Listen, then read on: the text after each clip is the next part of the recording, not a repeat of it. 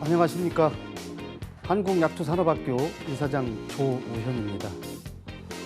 마지막으로 약초 해설사 자격증 취득하는 방법과 요령에 대해서 말씀드리겠습니다. 약초 해설사 자격증을 취득하기 위해서는 우선 한국약초산업학교 한국약초산업학교 홈페이지라든가 카페라든가 이런 데 들어가서 보시게 되면 손쉽고 쉽게 등록하실 수가 있습니다. 물론 방문하셔서 등록하실 수도 있겠고요. 뭐 또 유선상으로도 등록할 수 있습니다. 거기서 이렇게 등록을 한 다음에 소정의 절차를 거쳐서 주어진 일정 시간 강의를 들으면서 공부를 하게 되는 것입니다. 이런 과정들을 잘 우리가 설명을 드린다고 보면 일주일에 한 번 3시간씩 14주를 강의를 들으며 공부하는 것입니다. 14주 동안. 그 다음에 이 일은 하루에 8시간씩 현장 방문해서 탐방 실습이 있습니다. 그래서 50시간 이상 이수를 하게 되면 시험 볼 수 있는 응시 자격이 주어지는 것이고요. 또 이런 과정에서 전문가의 대회를 들어서기 때문에 많은 사람들이 열정적으로 공부들을 많이 하시는 걸 보게 됩니다. 그래서 이런 과정들을 거쳐서 50시간 이상 수료를 하면 된다 이렇게 말씀을 드리고요. 또한 속성반을 운영하는 과정도 있습니다만은 이런 경우에는 어느 일정 인원이 채워져 있어야 되기 때문에 그런 거는 어느 이제 단체라든가 어디에서 요청이 들어왔을 때 가능한 것이고요. 약초학교 같은 데에서도 그 속성반을 운영하는 사람들이 한정을 해서 모집을 해가지고 하는 수도 있습니다. 이런 것은 또 참고하시면 될 것 같고요. 평일반이 또 운영이 되고 있고 주말반이 운영되고 있습니다. 그래서 이런 과정들을 잘 활용을 해서 약초 해설사 자격증을 취득하셨으면 좋겠다 이렇게 보고요. 뭐 자격 요건이라고 뭐 할 수 있는 것이 있는데 또 자격 요건이라고 할 것도 없습니다만은 뭐 대한민국 국민이면 누구나 다 남녀노소 가능하고요. 물론 뭐 나이라든가 학력이라든가 이런 경력 같은 것은 제한이 없습니다.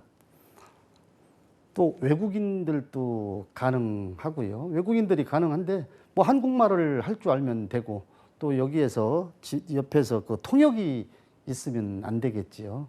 그래서 외국인들도 한국말만 하고 한국 글씨만 알으면 응시할 수 있다. 또 자격을 줄 수 있다 이렇게 보고요. 그 뭐 자격기본법 뭐 18조에 의해서 어긋나지 않는 사람이면 다 누구나 가능하다 이렇게 말씀드릴 수가 있겠습니다. 약초 해설사 자격증을 취득하기 위해서는 그 말씀을 드린다고 보면 시험은 필기로 이루어지고 있습니다. 필기로. 이때 교육을 받으면서 그 강의를 들으면서 전달받는 책에서 다 모든 문제들이 출시되고 있다, 기출되고 있다 이렇게 말씀을 드리는데 그래서 강의만 잘 들으면 모든 분들이 다 합격을 할 수가 있다 이렇게 말씀을 드리고요.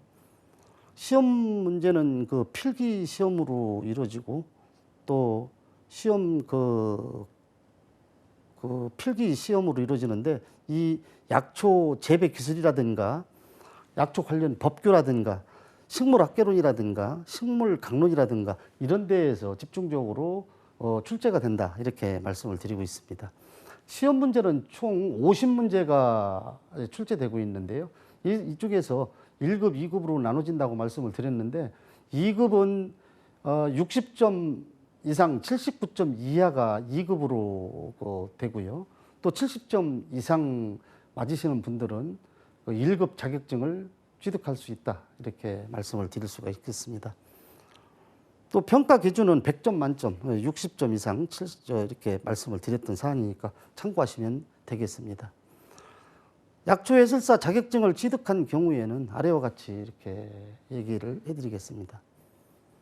뭐 우리가 취득을 한 분들이 가서 역할을 할 수 있는 것은 약용식물 뭐 화훼점이라든가 또 식물원이라든가 이런 거를 창업을 할 수 있을 것이고요.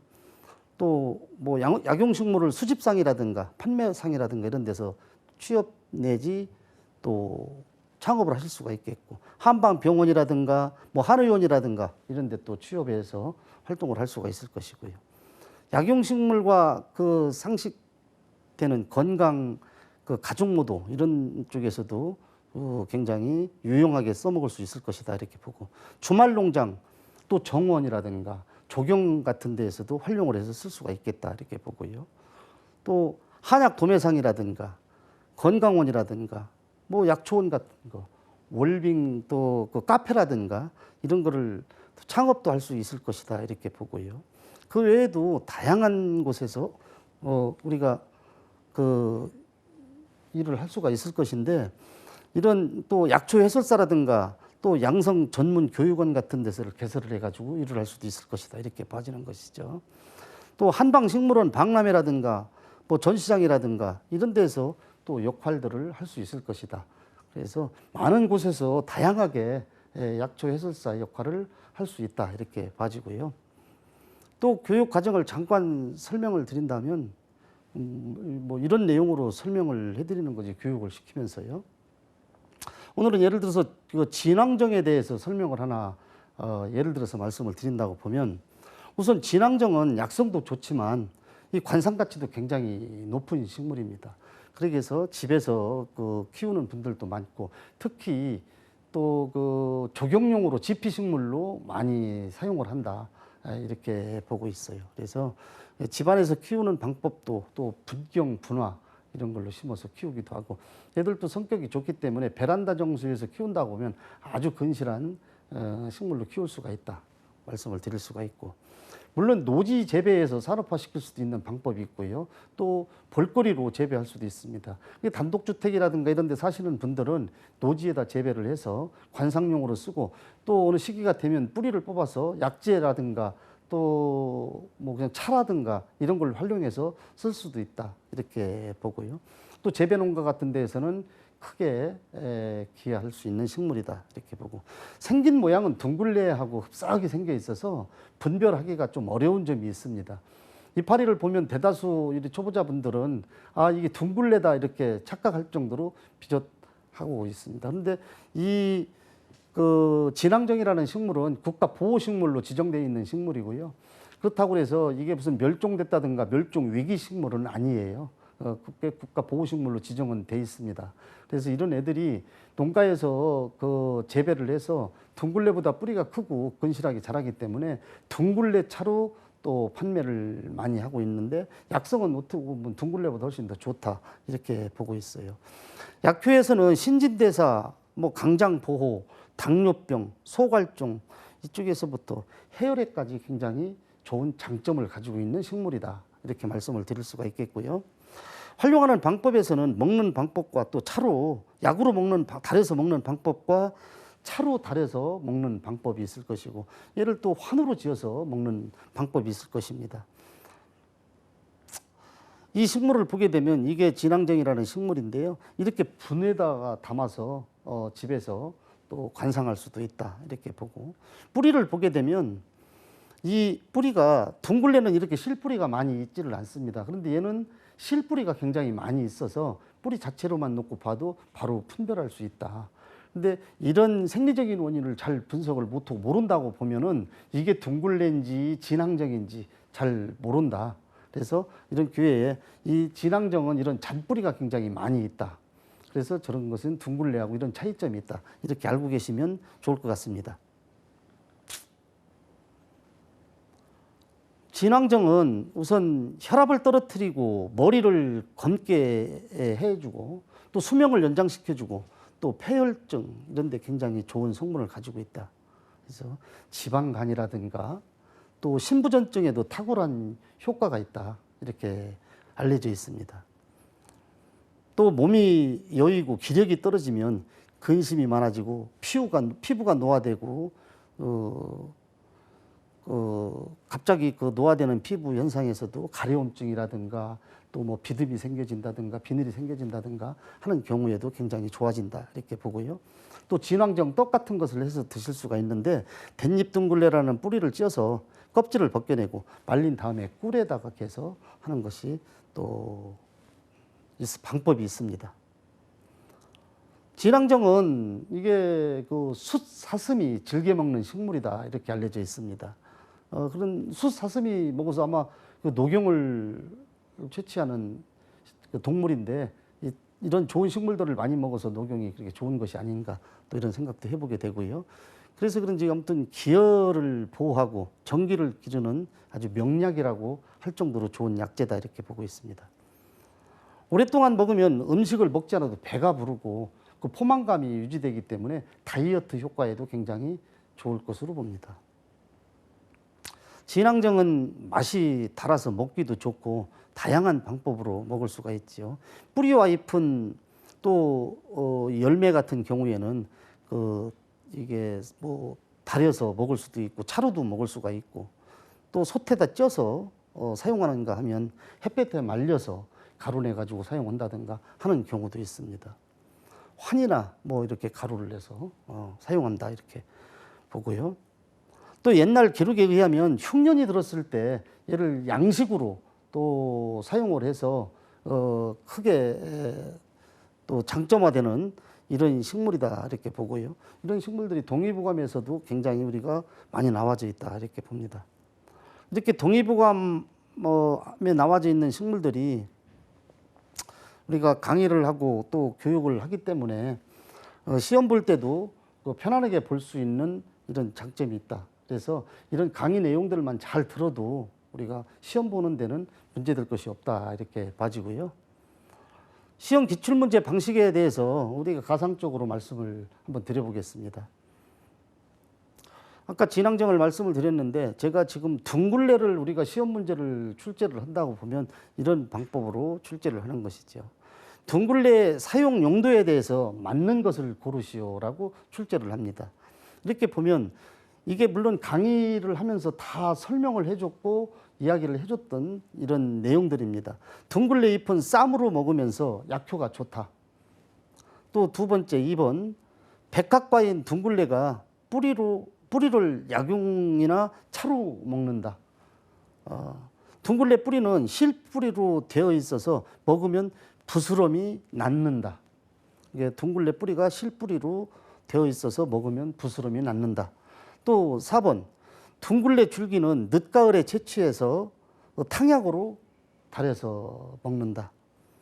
둥글레 줄기를 먹으면 탕약으로 먹으면 안 되겠죠. 가을에는 그게 휴면 들어가니라고 고사돼서 안 되겠죠. 그래서 이런 경우에는 백합과인 둥글레 뿌리를 약용으로 또 차로 사용한다. 그래서 2번이 정답이 되는 것이겠죠.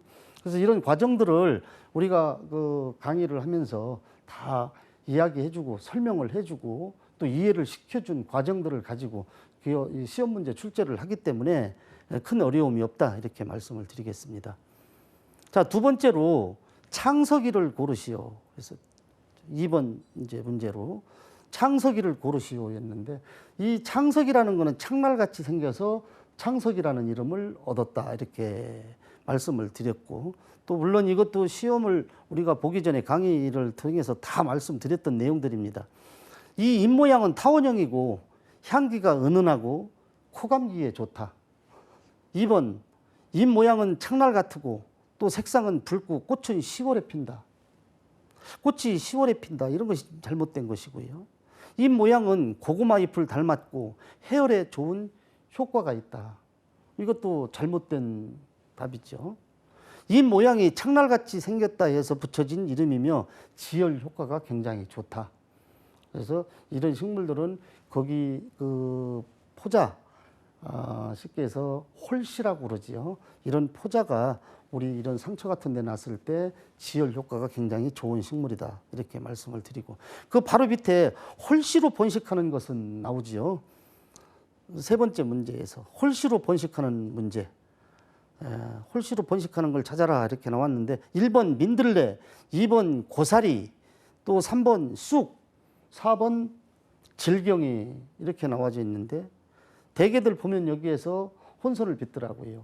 우리가 어느 시에서도 민들레, 홀씨되어라는 시들이 많이 들어보다 보니까 홀씨가 그 단어만 보고서 민들레라고 찍는 분들이 굉장히 많이 있습니다. 그러나 민들레 씨앗은 홀씨가 아니죠. 씨앗이죠. 이게 고사리 양치리 종류의 그 포자가 홀씨입니다. 그래서 고사리 2번이 정답이다. 이렇게 말씀을 드릴 수가 있겠고, 오메가3가 많은 이제 네 번째 문제, 오메가3가 많은 식물은 어느 것인가? 이렇게 출제가 됐다고 봤을 때 1번은 비름나물, 2번은 쓴바귀, 3번은 어성초, 4번은 쇠비름 이렇게 나와져 있습니다.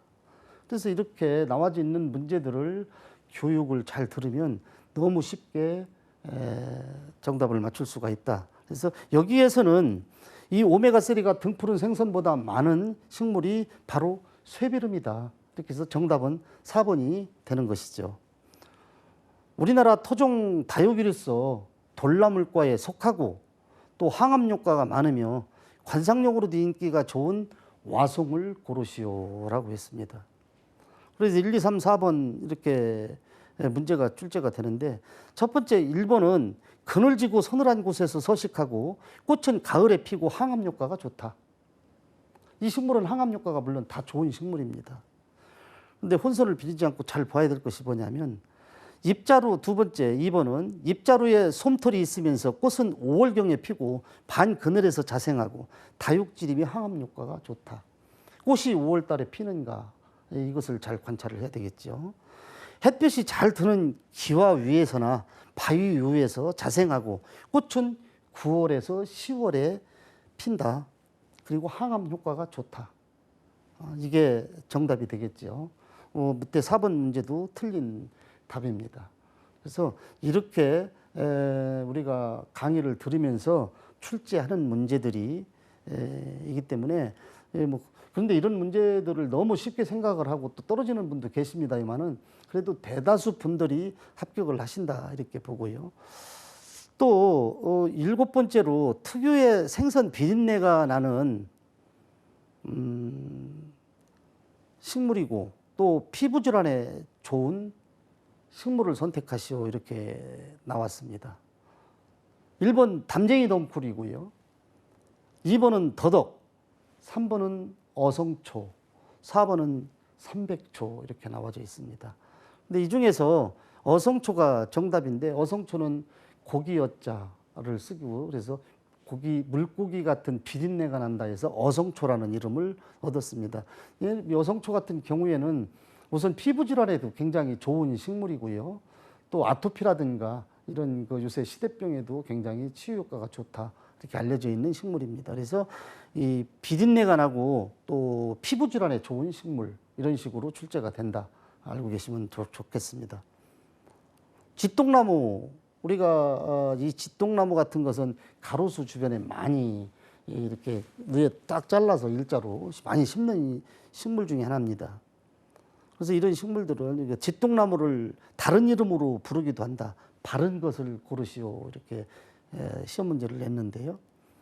여정목 1번은, 2번은 남정목, 3번은 콩나무, 4번은 광나무 이렇게 나와져 있죠. 그래서 여기에서는 그 쥐똥나무를 남정목으로 부른다 이렇게 보고, 또 남정목의 열매를 고르시오라고 또 이렇게 나올 수가 있습니다.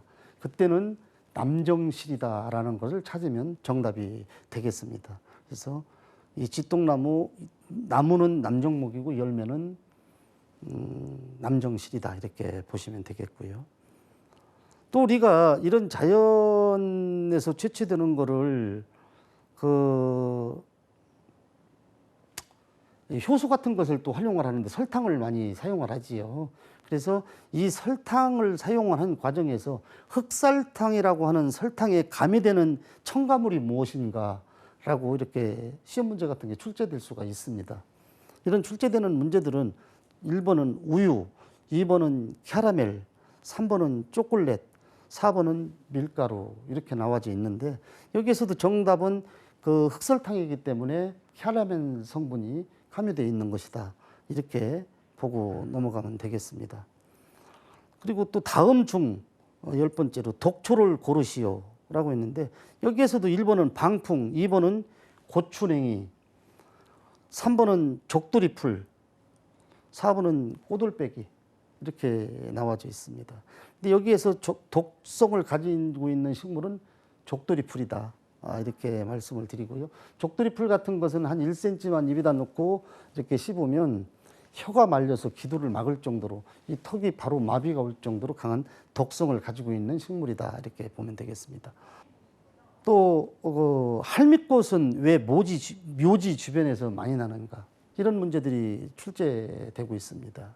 자, 햇빛을 좋아하기 때문에 1번은 햇빛을 좋아하기 때문에, 2번은 인산가리 인을 좋아하기 때문에, 3번은 칼슘을 좋아하기 때문에, 4번은 건조한 곳을 좋아하기 때문에. 그래서 우리가 묘지 같은 데에서는 저 할미꽃들이 인을 좋아하기 때문에 많이 난다. 이렇게 많이 자생한다. 많이 서식한다. 이렇게 알고 계시면 될 것 같습니다. 물론 문제를 기출할 때 거기에서 서식하는 식물을 고르시오, 자생하는 식물을 고르시오. 이게 그때그때 따라서 변형이 된다는 것도 알고 계시면 좋겠다 말씀을 드리는 거고요. 그럼 만병초의 토양을 적합한 것을 고르시오. 만병초를 심어야 되는데 요거 토양에 대해서 어떤 토양이 적합한가 이런 것을 고르시오. 이렇게 고르시오. 이렇게 문제가 출제되는데, 또 산모래가 좋다 1번은, 2번은 알칼리성 그 부엽토 성분을 가지고 있는 토양이 좋다, 3번은 굵은 모래가 좋다, 4번은 산성 토양이 좋다. 이렇게 보는데 대개들 사람들이 알칼리성 토양 쪽으로 생각을 가지고 있는데, 진달래과 만병초 같은 것은, 특히 블루베리 종류 같은 것은 강산성 토양이야만이 된다. 이렇게 말씀을 드리고 정답은 산성 토양이 맞습니다. 그래서 이런 일반 땅에다가는 저런 산성 토양이 별로 아니고 알칼리성 토양에다가는 저런 나무들을 식재할 때 산성 토양을 별도로 구매를 해서 그걸 넣고 심는 것이 바람직하다 이렇게 보고요. 백산차의 과목은 어느 과에 속하는가? 백산차. 백산차는 어느 과목에 속하는가? 그걸 고르시오라고 했을 경우에는 1번은 진달래과, 2번은 차나무과, 3번은 다래나무과, 4번은 두릅나무과. 얘는 1번 진달래과가 정답이겠지요. 그래서 이렇게 이렇게 시험 문제들을 강의를 했는 내용들 중에서 선별을 해가지고 이렇게 시험 문제를 출제하니까 뭐 웬만하면 다 합격할 수 있다. 뭐 중학생들도 합격을 하고 또 하는데 일반 어른들은 뭐 많은 다 거의가 합격을 할 수 있다 이렇게 말씀을 드릴 수가 있겠고요. 여기에서 또 양치류의 번식 방법으로 옳은 것은, 양치류를 번식하는데 어떤 방법이 옳은가? 씨앗으로 하는 게 좋은가? 포자로 하는 게 좋은가? 삽목으로 하는 게 좋은가? 또 수경 재배를 하는 게 좋은가? 얘도 양치류도 물론 삽목 꺾꽂이를 할 수가 있습니다만은 그건 굉장히 어렵게 진행되는 과정이고, 이는 포자로 번식시킬 수가 있다 이렇게 보는 것이죠. 자, 우리가 또 문제에서 보면 뻘에서 염분을 먹고 자생하는 식물은 무엇인가 이렇게 보면 되겠어요. 1번은 소리쟁이, 2번은 며느리밥풀, 3번은 함초, 4번은 갈대. 그래서 여기에서 염분을 먹고 사는 식물은 함초, 3번이 정답이다 이렇게 보고요. 이 함초 같은 경우에는 뭐 세계적으로 우리나라하고 일본하고 중국에서만 서식하는 식물이다 이렇게 보고 아주 명약으로 들어가는 식물이죠. 자, 베란다에서 키우기 좋은 약초, 관목, 소목, 양치류, 관엽 이렇게 있는데 이 중에서 정답이 어떤 건가 이렇게 보면, 물론 이런 나무들은 일시적으로 다 집에서 키울 수가 있겠습니다만은 양치류 종류가 가장 적합한 식물이다 이렇게 봐서 양치류 3번이 정답입니다. 효소를 담그기 위해서 사용하는 설탕의 양은 어떤 게 정답인가? 여기에서 보면 4번 100대 100, 1대 1 이런 방법이 맞는 답이다 이렇게 볼 수가 있습니다. 다음 중으로 자그물을 고르시오 이렇게 문제가 출제됐는데요. 1번 하얀 머리를 검게 해주는 효과가 있으며 열매는 볶아서 조미료로 사용한다. 2번 자그무는 무좀에 좋은 약성이 있으므로 열매는 달고 번식은 종자로 한다. 골다공증에 효과가 있다. 4번 주로 호흡기 질환 또 신장 질환에 좋은 효과가 있고 다스리며 금년에 달린 열매가 내년에 달리는 열매하고 만난다. 이거는 4번이 정답입니다. 우선 호흡기 질환과 순환기 계통에 굉장히 좋고 신장 질환에 굉장히 좋은 약성이고 올 금년에 달렸던 열매가 내년에 또 달린다. 이렇게 4번이 정답입니다. 자, 단풍잎 서기를 고르시오 했는데 여기에서도 단풍잎 서기는 잎이 5에서 5가지로 5개에서 7가지로 깊게 갈라지고 포자는 둥글고 엽신 뒷면 전체에 퍼지고 또 그 외염 치유 효과가 굉장히 좋다 이렇게 나와져 있고요. 여기에서도 답은 1번입니다. 그래서 이런 그 문제들이 출제하는 과정에서 다 우리가 교육을 받으면서 익었던 것들이기 때문에 너무 쉽게 시험을 볼 수 있다. 시험을 치를 수 있다 이렇게 보고요. 자, 여기에서 또 보면 쇠비름을 오행초라고 부르는데 이 바르게 표기된 것을 고르시오 했습니다. 줄기가 빨갛고 또 꽃은 노랗고 잎은 파랗고 뿌리는 하얗고 씨앗은 검정색이다. 2번 씨앗은 검정색 또 꽃은 노란색 잎은 파란색 줄기가 하얀색이다. 뿌리가 빨간색이다. 이것도 틀린 것이고요. 또 2번, 3번이 다 틀린 것이죠. 정답은 1번 줄기가 빨간색이고 꽃이 노란색이고 잎이 파란색이고 뿌리가 하얀색이고 씨앗이 검정색이다. 이렇게 해서 오행초라고 합니다. 위와 같은 문제들이 50문제가 출제됨으로써 시험까지 보기에는 굉장히 편안하게 보실 수가 있다. 이렇게 시험을 보고 나면 또 지식 함량이 많이 되지고 본인의 그 장점이 두각이 돼서 활용하고 또 그걸 이용하는 데서도 굉장히 좋은 점이 있을 것이다 이렇게 말씀을 드리고요. 약초 해설사에 대한 그 전반적인 과정으로 본 강의를 통해서 말씀드렸습니다마는 모쪼록 이 건강하시고 또 해설사 자격증을 취득하는데 도움이 됐으면 좋겠다 이렇게 말씀을 드리고요. 오늘은 약초 해설사 자격증을 취득하는 방법과 요령에 대해서 말씀을 드렸습니다. 감사합니다.